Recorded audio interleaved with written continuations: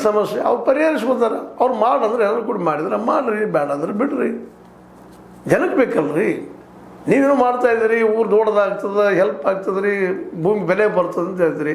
ಅವ್ರು ಭೂಮಿ ಕಳ್ಕೊಳಕ್ಕೆ ತಯಾರಿಲ್ಲ. ಭೂಮಿ ಹೋದ್ರೆ ನಮಗೆ ಸಿಗೋದಿಲ್ಲ. ಮುಂದಿನ ಹೆಚ್ಚು ರೇಟ್ ಬರುತ್ತೆ ಅವ್ರ ತಲೆಯಲ್ಲೂ ಇರ್ಬೋದು. ಯಾಕಂದ್ರೆ ರೈತರ ತಲೆಯಲ್ಲೇ ಅಥವಾ ನಮ್ಮ ತಲೆಯಲ್ಲೇ ನಿಮ್ಮ ತಲೆಯಲ್ಲಿ ಏನೇನು ಓಡಾಡ್ತಿರ್ತದೆ ಲಾಭದಿನ ಸಹಜ ಬಾಬು ಅವ್ರಿಗೂ ಅನ್ನಿಸ್ತಾ ಇರ್ಬೋದು ಇವತ್ತು. ಅದಕ್ಕಾಗಿ ಡಿ ಕೆ ಶಿ ಅವರು ಅನಗತ್ಯವಾಗಿ ಬಿಡದಿಯ ಸಮಸ್ಯೆಯನ್ನು ದೊಡ್ಡದು ಮಾಡ್ಕೊಳ್ಳೋಕ್ಕಿಂತಲೂ ರಾಜ್ಯದ ಅನೇಕ ಸಮಸ್ಯೆಗಳಿದ್ದಾವೆ.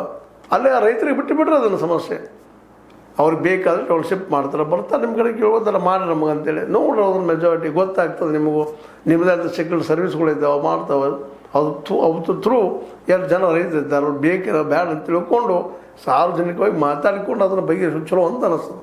ಅದರ ಬಿಡ್ಕೊಂಡು ನೀವು ಹಳ್ಳಕ್ಕೆ ಬಿದ್ದ ನಿಮ್ಮ ಎಚ್ಚರಿಕೆ ಮೇಲಿನ ಸಿಟ್ಟಿಗಾಗಿಯೋ ಅಥವಾ ಆ ಭಾಗದ ಮೈಸೂರು ಭಾಗದ ಆ ಪ್ರದೇಶದಲ್ಲೇ ವಿಶೇಷ ನಿಮ್ಮ ಹಿಡಿತ ಸಾಧಿಸೋದಕ್ಕಾಗಿಯೋ ಇದು ಮಾಡಲಿಕ್ಕೆ ಹೊರಟ್ರೆ ಅಲ್ಲಿ ರೈತರಿಗೆ ಇದು ಬೇಡ ಆಗಿದ್ದರೆ ಹಿಡಿತ ಆಗಿದ್ದು ಹೆಚ್ಚು ಹಿಡಿತ ಕಳ್ಕೊಳ್ಳೋದು ಹೆಚ್ಚಾಗಂದ್ರೆ ಡಿ ಕೆ ಶಿ ಅವರು. ಯಾಕಂದ್ರೆ ಎದುರಾಳಿ ಸಾಮಾನ್ಯರಿಲ್ಲ, ಎಚ್ ಡಿ ಕೆ ಅವರಾತು, ಅವ್ರ ತಂದೆಯವರು ದೇವೇಗೌಡರಾತು, ಒಕ್ಕಲಿಗರಲ್ಲೇ ಅವರು ದೊಡ್ಡ ಲೀಡರ್ಶಿಪ್ ಅದ ಅವರಲ್ಲೇ. ಅದನ್ನು ನೀವು ಹೊಡ್ಕೋಬೇಕಂತ ಬಿಡದಿಗೆ ಬೆನ್ನು ಹತ್ತಿದ್ರಿ ಅಂತ ಅನ್ನಿಸ್ತದೆ.